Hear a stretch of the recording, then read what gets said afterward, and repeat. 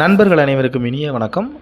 இன்றைக்கி நம்ம இந்த பதிவில் நம்ம என்ன பார்க்க போகிறோம் அப்படின்னா, பட்ஜெட் 2026 வருடத்தில் எந்தெந்த செக்டார்ஸ் வந்து ரொம்ப நல்லாயிருக்கும், ஸோ எந்த செக்டாரில் இருக்கக்கூடிய ஸ்டாக்ஸ் ரொம்ப நல்லாயிருக்கும் அப்படிங்கிறது தான் டீட்டெயிலாக இந்த பதிவில் பார்க்க போகிறோம். ஸோ முதலாவதாக நம்ம பார்க்கக்கூடிய செக்டார் என்ன அப்படின்னு பார்த்தீங்கன்னா, ஃபினான்ஷியல் செக்டார் தான். ஸோ இதில் நம்ம என்ன பார்க்கலாம் அப்படின்னா, பேங்கிங் ப்ளஸ் என்பிஎஃப்சி என்னென்னு பார்க்கலாம். ஸோ இதில் முக்கியமாக நம்ம பார்க்கக்கூடிய ஸ்டாக்ஸ் என்னலாம் அப்படி இருக்குன்னு பார்த்தீங்கன்னா, HDFC bank, ICICI bank, State Bank of India, Axis bank, NBFC எடுத்துக்கிட்டோம் அப்படின்னா பஜாஜ் ஃபினான்ஸ். நெக்ஸ்ட்டு நம்ம பார்க்கக்கூடியது ஐடி ஃபீல்டு.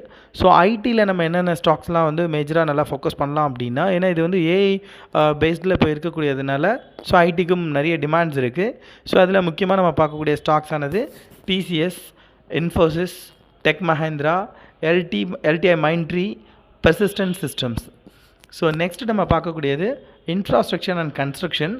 ஸோ இந்த செக்டார்ஸில் நம்ம இருக்கக்கூடிய ஸ்டாக்ஸ் எதெல்லாம் ஃபோக்கஸ் பண்ணலாம் அப்படின்னா, L&T, HE infra, PNC Infratech, Siemens India, VA Tech, Wabag.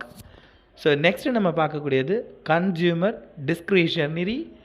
So இதில் நம்ம பார்க்கக்கூடிய ஸ்டாக்ஸ் என்னெல்லாம் இருக்குது அப்படின்னு பார்த்திங்க அப்படின்னா, Maruti Suzuki, Mahindra and Mahindra, Havells, Titan, Crompton Greaves.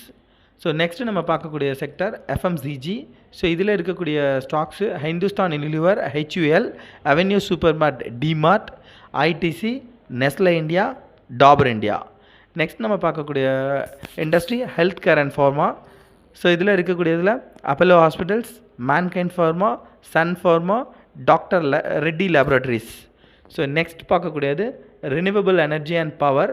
So இதில் முக்கியமாக நம்ம பார்க்கக்கூடிய ஸ்டாக்ஸ் ஆனது Adani green energy, Tata power renewables, NTPC, power grid, JSW energy.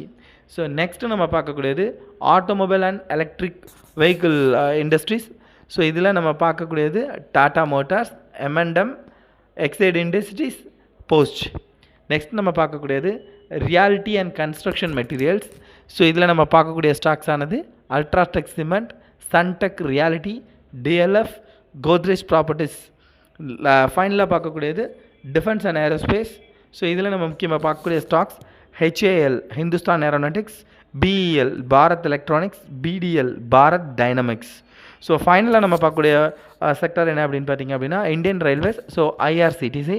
So இந்த ஸ்டாக்ஸ்லாம் நாளைக்கு வந்து பட்ஜெட் டைமில் ஒரு தாக்கத்தை க்ரியேட் பண்ணுறதுக்கான பாசிபிள் கண்டிப்பாக இருக்குது நண்பர்களே.